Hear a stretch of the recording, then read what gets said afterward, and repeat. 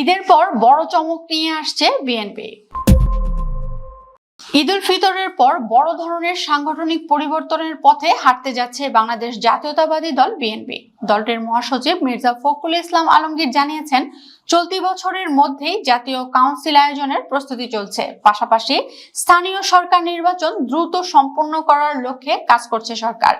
গত 18 মার্চ রাজধানীর গুলশানে বিএনপির চেয়ারপারসনের কার্যালয়ে সাংবাদিকদের সঙ্গে মত বিনিময়কালে তিনি এসব কথা বলেন। তিনি উল্লেখ করেন, বিএনপি নেতৃত্বাধীন সরকার দায়িত্ব নেওয়ার পর থেকে নির্বাচনী প্রতিশ্রুতিগুলো বাস্তবায়নের প্রক্রিয়া শুরু হয়েছে। আন্তর্জাতিক অস্থিরতার মধ্যেও সরকার পরিস্থিতি সামাল দিতে সক্ষম হয়েছে বলে দাবি করেন তিনি। দলীয় সূত্র জানায়, ঈদের পর বিএনপির অঙ্গ ও সহযোগী সংগঠনগুলোতে বড় ধরনের পুনর্গঠন শুরু হবে। দীর্ঘদিন ধরে মেয়াদ উত্তীর্ণ কমিটি, শীর্ষ নেতাদের রাষ্ট্রীয় দায়িত্বে ব্যস্ততা এবং সাংগঠনিক স্থবিরতা কাটাতে এই উদ্যোগ নেওয়া হচ্ছে। তৃণমূল থেকে কেন্দ্র পর্যন্ত সংগঠনকে সক্রিয় করতে নতুন নেতৃত্ব আনার উপর জোর দেওয়া হবে। বর্তমানে বিএনপির অঙ্গ ও সহযোগী 11টি সংগঠনের মধ্যে অধিকাংশের কমিটির মেয়াদ বহু আগেই শেষ হয়েছে। কোথাও 5 বছর, আবার কোথাও 1 দশকের বেশি সময় ধরে একই নেতৃত্ব বহাল রয়েছে। এতে নতুন নেতৃত্বের বিকাশ বাধাগ্রস্ত হচ্ছে এবং নেতাকর্মীদের মধ্যে হতাশা তৈরি হয়েছে। নেতাকর্মীদের মতে, নির্ধারিত সময়ে নতুন কমিটি ঘোষণা না হয় একদিকে সংগঠন দুর্বল হয়ে পড়েছে, অন্যদিকে নতুন নেতৃত্ব তৈরির পথও সংকুচিত হয়ে পড়েছে।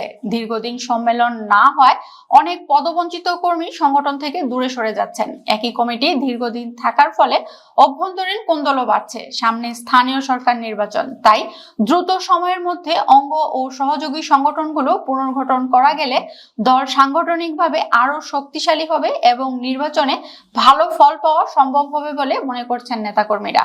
এদিকে নির্বাচনের পর অঙ্গ সংগঠনের শীর্ষ পদে যেতে আগ্রহীদের দৌড়ঝাঁপ বেড়েছে। পদপ্রত্যাশীরা ইতোমধ্যে লবিং শুরু করেছেন এবং কেন্দ্রীয় নেতাদের সঙ্গে যোগাযোগ রাখছেন। অনেকে ফ্যাসিবাদ বিরোধী আন্দোলনে নিজেদের ত্যাগ তিতিক্ষার কথাও তুলে ধরেছেন। সামাজিক যোগাযোগ মাধ্যমেও প্রচারণা চালাচ্ছেন। শুধু অঙ্গ সংগঠন নয়, মূল দলেও দীর্ঘদিন জাতীয় কাউন্সিল হয়নি। সর্বশেষ কাউন্সিল অনুষ্ঠিত হয়েছিল 2016 সালে। এরপর আংশিক পরিবর্তন এলেও পূর্ণাঙ্গ কাউন্সিল আর হয়নি। এ অবস্থায় নতুন করে কাউন্সিল আয়োজনের মাধ্যমে নেতৃত্বে পরিবর্তনের সম্ভাবনা তৈরি হয়েছে। দলের চেয়ারপারসন হিসেবে দীর্ঘদিন দায়িত্ব পালন শেষে বেগম খালেদা জিয়ার মৃত্যুর পর তারেক রহমান পূর্ণাঙ্গ চেয়ারম্যান হিসেবে দায়িত্ব গ্রহণ করেন।